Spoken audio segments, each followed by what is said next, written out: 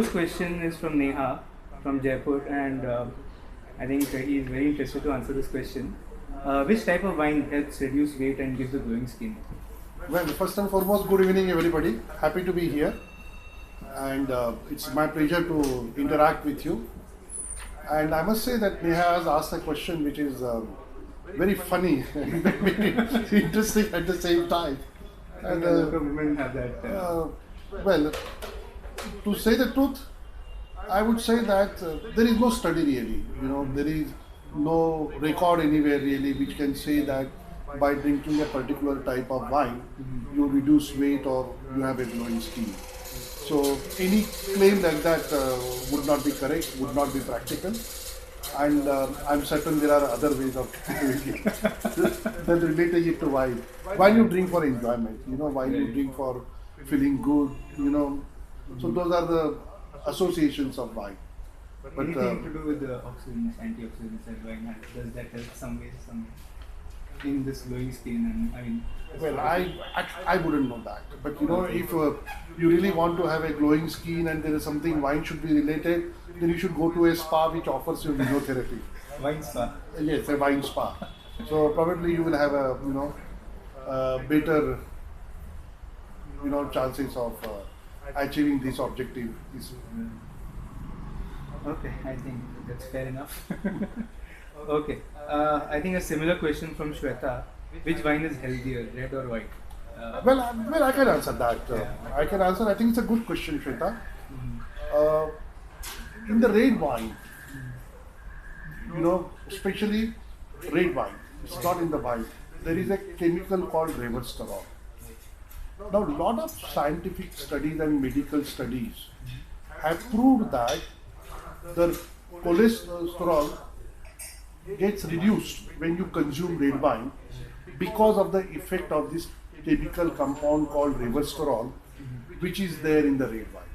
Right. So definitely red wine to this extent is better for health than white wine.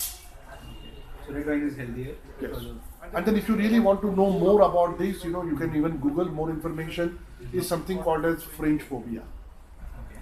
So it's a little long story, but then I can separately send more details, or you can also get just by googling more details about this. But yeah, the short answer is red is healthier. Exactly. Yeah. Okay.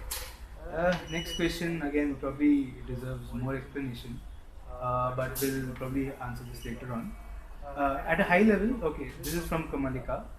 Which wine is best paired with meat, red or white? Maybe you can answer that. Well, I can first quickly take that question. See, normally the basic thumb rule of food and wine pairing is you have red meat and red wine and white meat and white wine. Now, depending on the level of the spice in the cuisine, even if it's a white meat like fish, sometimes you do need a red wine. Like if you take a fish, which is a fish stew, you definitely, or a steamed fish, you really need a white wine. But you make a fried fish or a fish tikka, which has got a little level of spice, you need probably a off-dry style of rosé. But if you make a Malabar fish curry or you make a chapal palsu, which can be spicy, Very spicy, yeah. then you need a medium-bodied red wine, like we have in our portfolio Four Seasons Shiraz red wine. Then you do need that. So sometimes you need red wine for white meat, but it's practically impossible to pair a strong red meat with a white wine. Like if you have a steak or if you have a lamb, it will be very difficult to pair with white wine. Why you need red wine for this strong meat is because there are proteins in the red wine, and these proteins, they interact well with the tannins in the red wine, Okay. and that is the pairing. White wine do not have tannins, so it's difficult to pair white wine with these strong red meats. But if you take about a pork, for example, pork is a leaner red meat compared to a Compared to, let's say, steak mutton or or- the lamb. So if you're just having a roasted pork, I would say you need a very light red wine like a Pinot Noir, or probably you need a Beaujolais, or even in our portfolio, we have a very lighter style wines at entry level, even a brand called Zinzi. You could have a pork, but in the same pork, you are making with, let's say, applesauce. Then the ingredient also becomes important. And for a pork with a sauce like applesauce, which can be little sweet because of cooking process, then you need a off-dry style white wine because of the combination. So first, you have to understand what is the ingredients in total and what is the structure of the cuisine, and then you try to pair aroma with aromas and structure with structure. There's something called contrasting styles, and You could do that too. That happens especially when you have, let's say, a spicy cuisine. right. To overcome the spice, sometimes you need a wine which is off-dry style, like a Chenin Blanc or a Rosé, which has got little bit sugar in it. So the spice in the cuisine, you are pairing with little bit sweetness and fruitiness in the wine. That becomes a contrast pair. For example, maybe the chicken butter masala or paneer butter masala. That probably go well with this, is it? Exactly. The chicken butter masala, for example, if the level of spice is low, I would go for a rosé, which is off-dry style. If the level of spice is high, I would go for a medium-bodied red wine. So no quick answer there. It all depends on a lot of factors like the spice, the meat itself, and of course a good knowledge of how to pair both of them. And I think the best way to do this is probably experiment a bit. with Exactly. wine. That's the best way to learn. There may be some rules, but wine is very subjective, Right. and you need to experiment. And what when you experiment, what you like is good for you. You don't have to be necessarily going by the advice these experts give. They are the guidelines. But explore. Most important is to explore. You will learn in the process. I think yeah. That's it. And okay. Another interesting question. So Kamalika asked that if I'm serving wine to senior citizens in a party, how much can I serve them?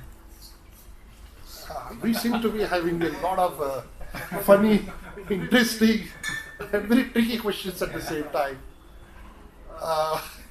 Well, I think he's a senior citizen, Okay. and you can expect him to be responsible. Okay. And the best is to leave it to him, how he wants to enjoy his evening and how he wants to, go about the evening. Unless there is a reason to intervene, I would say let the person be and, let him enjoy. So, and you'll be surprised that, there are a lot of people who you call as senior citizens, but they know exactly how to conduct themselves, behave themselves, and naturally with all these experience over the years, they exactly know what they are doing. So they might surprise you. Exactly. So, I would leave it to those people to live their life the way they want. So use discretion and leave it to the senior citizens. That's the answer. Okay. This is Aman from Delhi. He asked, I think you have almost answered this. He's talking about the myth about fish and wine and what type of wine to drink with what type of fish. Well, this is the interesting question again, because when you talk about fish and wine, now fish, you may say that fish is a white meat, and then you must have white wine. But as I already explained to you about the spice level and how you pair fish with the wine, I'll take you to the next stage. Now, if the fish is, for example, very lean meat, very flaky meat, for example, if the fish has very flaky or very, very delicate Maybe like fish. salmon? Something like salmon? No, salmon is not, I wouldn't say salmon is a delicate fish. I would say this is something like pomfret. The best example is pomfret. The other example is maybe a grouper, especially the fish you make in a steam style. You definitely go for a freshening or refreshing white wine, like a Sauvignon Blanc or a Chenin Blanc. Then you go to a fish which can be heavier, not as flaky, but then it's a heavier meat. Like you can take a cod fish. You can take a grouper, for example, or you can even take Indian salmon. Then I would pair that with a little heavier bodied wine which has been oaked. For example, a oak Chardonnay or a good Semillon. You know, those style of wines. Even in our portfolio, for example, a Chenin Blanc, I would pair them with that. Then you have certain fish which can be like a salmon, or you can have even a mackerel, which is a strong fish. You know, they also got some oil in there, especially the mackerel. Then I would pair them with a light-bodied red wine, even if there is no spice in it. It's just because of the texture of the fish. I would go for the light-bodied red wines. Again, all depends on the texture and not just the fish. Okay. Another question by Aman is he doesn't like drinking red wine at room temperatures. He wants to drink red wine at, let's say, 10 degrees. Look, How good or bad? I can only tell you certain pointers here. You drink sparkling wines or champagnes at 8 degree. You drink white wines at about 10 degree. The heavier white wines, like an oak Chardonnay, you would probably consume at 12. The lighter red wines, like a Gamay, like a Beaujolais Nouveau, you would probably have them at 14. A medium-bodied red wine, you would have at 16.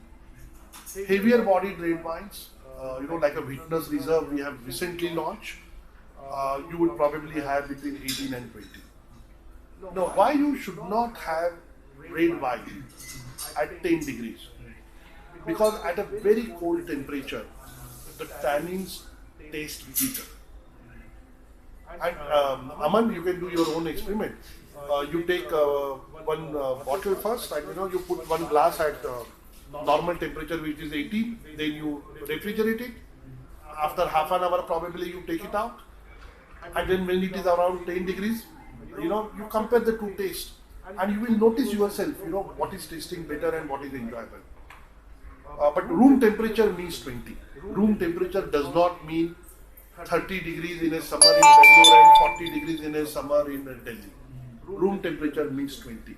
That's very important. I mean, So for a red wine, room temperature means consume at 20, not 30 and not 10. Okay, I think we got the answer to that one. Okay. Next question is from Surbi. This is, I think, something that is very interesting. So, can an open wine bottle be reused? And if yes, how many days? Well, once you open a bottle of wine, you have, let's say, 1 or 2 glasses, and you want to keep it. So what to do is, you must buy a small equipment which is called as Wine Fresh, which is available in counters, across the counters in many shops in many cities. So it just has a small closure. It's a rubber closure which you put on the bottle, and there is a small pump. So what you do is, by using the pump, you take the air inside which is in the bottle, the air comes out. Your vacuum sealing. And it's a vacuum sealing. So that because there is no oxygen anymore in the bottle, the wine doesn't get oxidized anymore. So then you put the bottle in the refrigerator. If it's a white wine, very easily you can keep it for 7 to 10 days. If it is red wine, you can very easily keep it up to 14 to 16 days. But every time you are using it, for example, you have 2 glasses today and you put it back, and next time you remove another 2 glasses, you have to go through this process second time again. And what if people don't have this wine stock? Then you can put it into a refrigerator. Probably white wine will last 2-3 days, and the red wine will last, let's say, 5 days. I wouldn't say the wine will go bad after that. It's just that it will not taste as fresh or as nice because the aromas would have gone. So it wouldn't taste as good. It wasn't good or bad, it wouldn't go bad at all. But it's just that it won't taste as well. But with Wine Fresh, it's a very, I think it costs some 700-800 rupees in the market. It's worth investing on it. If you don't have that, I think drink it as fast as possible. If you need any help in preparing it, you let me know. Okay. This one I think you have answered. Which temperature is right for a wine to keep in when not in use? Yeah, I have already answered this. And then what I have done, I am going to give you a chart which shows which wine at what temperature to be served. And when you are storing wine, what temperature, when you are serving wine at what temperature. I have compiled a document which I will give it to you. And if you can send it to them, and they can use that as a reference going forward. So that list has what the wine names in terms of grapes, or it has.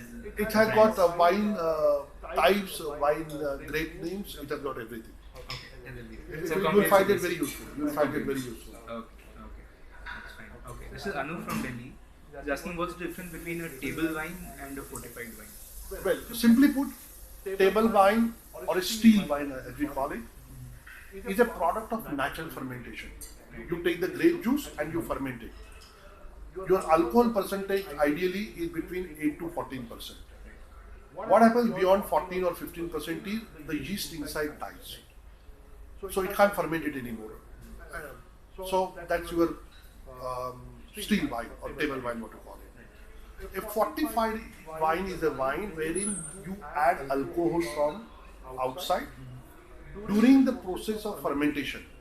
When the fermentation is still not over, so that there is still some sugar left. Or at the end of fermentation also you can add the alcohol from outside to get about 18% to 24% alcohol. So you can actually increase the alcohol percentage by doing fortification. So why you do fortification is because of this. So port wine is a classical example of fortified wine. It's added during the process of fermentation when there is still some residual sugar, and then that's how the port wine is. That's what it comes.